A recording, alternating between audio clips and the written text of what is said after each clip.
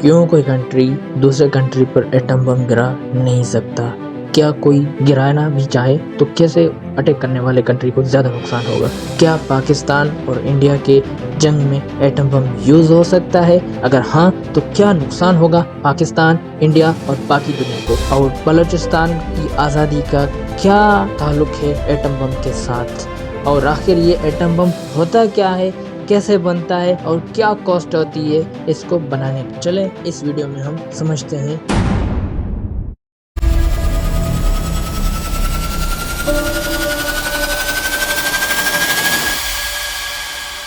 है दोस्तों, atom bomb जिसे न्यूक्लियर बम भी कहा जाता है किसी भी कंट्री के लिए बहुत ज़्यादा ज़रूरी होता है। ये तो एटम बम बनता है बेसिकली दो मटेरियल से, यूरेनियम और प्लूटोनियम, और जो कि बहुत ज़्यादा रेडियो एक्टिव मटेरियल्स होते हैं और बहुत ज़्यादा जल्दी आग बढ़ते हैं। और एटम बम को इसीलिए भी एटम बम कहा जाता है क्योंकि इसके एक छोटा सा जर्रा जिसे एटम भी कहते हैं वो बहुत ज़्यादा पावरफुल होता है एक नॉर्मल बम से। तो एटम बम किस तरह काम करता है? बेसिकली एक स्पीड गन के थ्रू दो यूरेनियम मटेरियल्स को हिट कराया जाता है with the speed of 300 metre per second.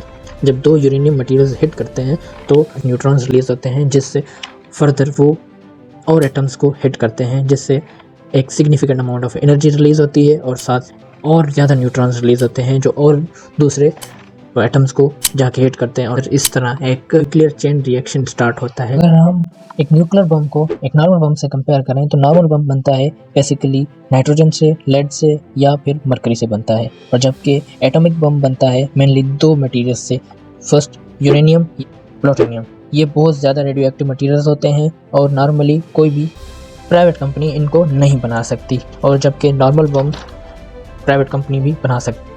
1945 में हिरोशिमा पर लिटिल बॉय एटॉमिक बम गिराया जाता है जो 15,000 टन ऑफ TNT होता है। अब यहाँ 15,000 टन उसका वजन नहीं होता बल्कि किसी भी बम की पावर को मेजर किया जाता है इस यूनिट से।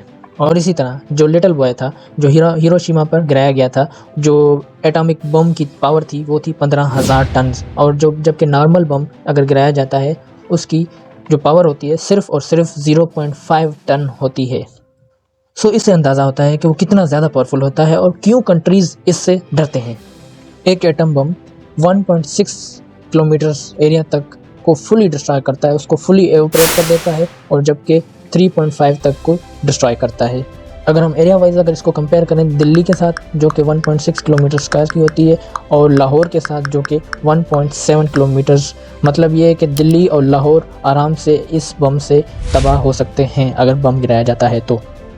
अगर हम इसको कंपेयर करते हैं एक नॉर्मल बम के साथ जो कि सिर्फ और सिर्फ 0.1 से 0.3 किलोमीटर्स तक तबाही फैला सकता है, जो कि एक कैनाल से भी कम जगह को कवर करता है। और ये जो कंपैरिजन हो रहा है वो हो रहा है लिटिल बॉय का जो कि 1945 में था। अब टेक्नोलॉजी की इवोल्यूशन के साथ साथ एटम बम्स और ज़्यादा पावरफुल होते जा रहे हैं और अभी तक 1945 के बाद कोई भी एटम बम नहीं गिराया गया। इस वजह से उसके अकॉर्डिंगली ये कंपैरिजन किया गया है, मुख्तलिफ रिसर्च की गई है। According to a research by professor Allen Rubock, अब इन्होंने एक मॉडल बनाया था जिसका इंडिया और पाकिस्तान की न्यूक्लियर जंग का मॉडल बनाया था, और इसमें वो बताते हैं कि अगर हिरोशिमा वाला एटम बम भी गिराया जाता है, अगर उसकी एडवांसमेंट नहीं होती, कुछ भी नहीं होता, तब भी दुनिया को बहुत ज़्यादा नुकसान होगा। ग्लोबल ट्रेड बढ़ेगा, कंट्रीज की इकॉनमी क्रम्बल कर जाएंगी, एनवायरमेंटली भी दुनिया असरअंदाज होगी।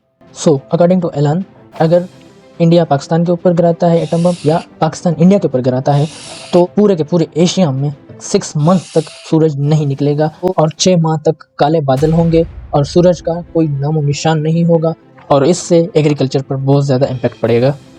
As per world bank reports, global GDP will reduce by 7 to 10%, जो कि ओवरऑल वर्ल्ड इकोनॉमिक क्राइसिस को भी जन्म दे सकती है। अकॉर्डिंग टू एलन, इस मॉडल के मुताबिक पाकिस्तान और इंडिया की इकॉनमी ऑलमोस्ट ज़ीरो पर आ जाएगी, और साथ ही ट्रेड रूट्स जैसे कि स्ट्रेट ऑफ हार्मोज जहाँ से 70 to 80% ऑफ ऑयल गुजरता है बंद हो जाएगा, और साथ ही दुनिया लाइक US, चाइना और जापान जैसी का इकोनॉमीज़ भी फॉल हो जाएंगी।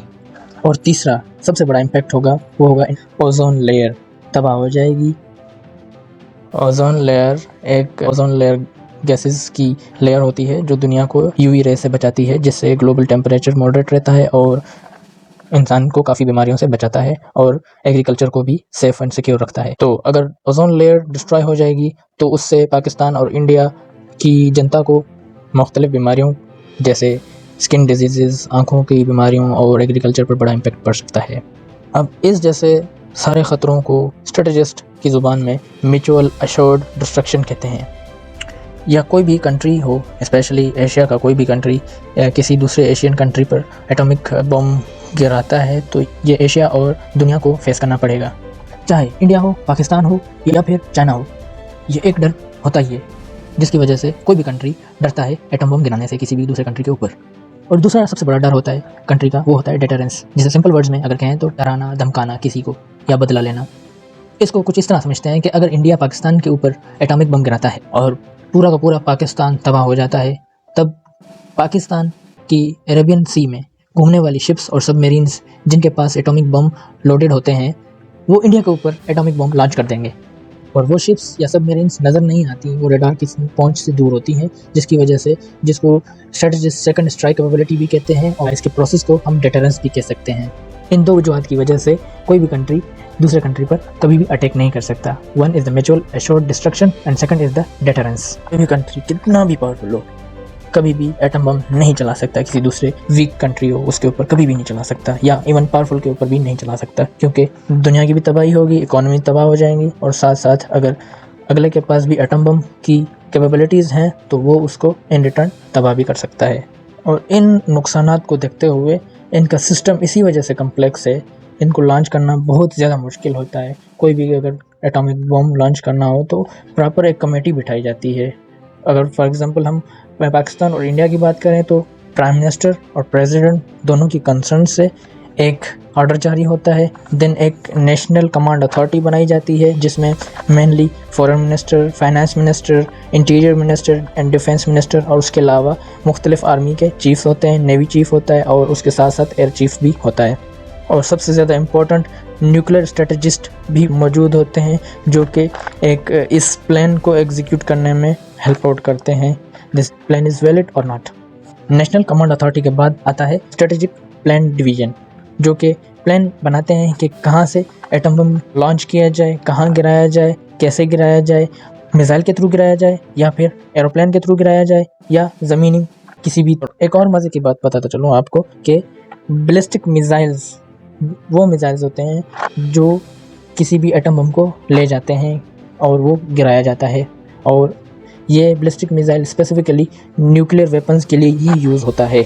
और पाकिस्तान के पास जो सबसे ज़्यादा पावरफुल बैलिस्टिक मिसाइल है वो है शाहीन 3 जिसकी रेंज है 2750 किलोमीटर्स, और जो इंडिया के पास है वो है अग्नि 5 जिसकी रेंज है 5000 किलोमीटर्स। अब स्ट्रेटेजिक प्लान डिवीजन में प्लान बनता है और उसे एग्जीक्यूट करने के लिए ऑपरेशनल विंग्स में जाता है, फिर प्राइम मिनिस्टर और एयर चीफ या आर्मी चीफ जो रेलिवेंट होते हैं उनसे फर्दर फाइनल अप्रूवल्स लिया जाता है कि ये लॉन्च किया जाए न्यूक्लियर वेपन या नहीं। देन फाइनली एक एटम बम लॉन्च होता है, इतने बड़े प्रोसेस के बाद लॉन्च होता है। अब कोई भी कंट्री हो उसके ऊपर अटैक करना एक तो बहुत ज़्यादा मुश्किल होता है और इसी वजह से उसके फर्दर टुकड़े करना वो भी ज़्यादा इम्पॉसिबल हो जाता है। फॉर एग्ज़ाम्पल आज तक कोई भी ऐसा न्यूक्लियर वेपन कंट्री नहीं है जिसकी न्यूक्लियर वेपन बनने के बाद पार्टीशन हुई हो। इंडिया को देख लें, पाकिस्तान को देख लें, अगर स्पेसिफिकली अगर बात करें बलूचिस्तान की कि बलूचिस्तान की आज़ादी पॉसिबल है या नहीं, जिसका जवाब है बिल्कुल नहीं, क्योंकि इस तरह के मूवमेंट्स को सपोर्ट किया जाता है फ़ॉरेन से, और फ़ॉरेन कोई भी कंट्री हो वो डायरेक्टली कभी नहीं सपोर्ट करता। अगर डायरेक्टली करता है और उससे पॉसिबिलिटीज़ बढ़ जाती हैं कि किसी को एक आज़ादी मिल जाए, पर डायरेक्टली कोई भी सपोर्ट नहीं करता। इस वजह से डायरेक्टली कोई नहीं सपोर्ट करता क्योंकि उस कंट्री की सॉवरेनिटी के ऊपर अटैक होता है, और किसी भी कंट्री की सॉवरेनिटी पे अटैक करना जिससे वो कंट्री फर्दर रिटेलिएट कर सकता है और उसके साथ साथ ये एटम बम भी चला सकता है। और आपको क्या लगता है कि खालिस्तान एक अलग मुल्क बन सकता है या नहीं? अगर आप बलूचिस्तान या खालिस्तान के ऊपर एक अलग वीडियो चाहते हैं सो डू कमेंट।